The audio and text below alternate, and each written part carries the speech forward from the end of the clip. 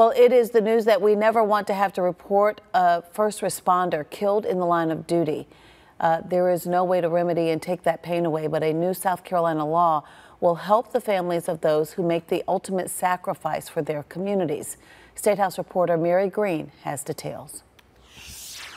This new law applies to first responders killed in the line of duty, including law enforcement, firefighters, emergency medical service personnel, and coroners. People who put their lives in harm's way every day to protect and help the rest of us. Under it, the beneficiaries of first responders killed in the line of duty will receive $75,000, so long as their death wasn't the result of their own willful negligence, suicide, or intentionally self-inflicted bodily injury. That amount is increased to $150,000 if their death was an accident that resulted from responding to an emergency or an unlawful and intentional act of someone else. Before, their loved ones might have been eligible to receive the equivalent of their annual earnable compensation if they received anything. This new law also applies to volunteers. Especially in a lot of our smaller rural counties, we depend on volunteers, and if they lose their lives in the way of duty,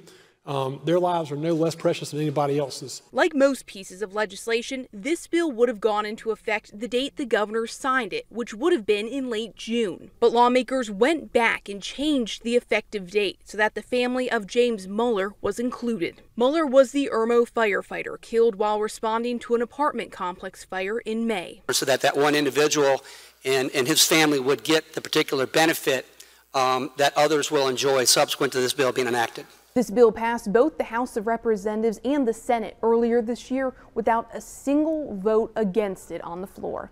Reporting from the State House, I'm Mary Green.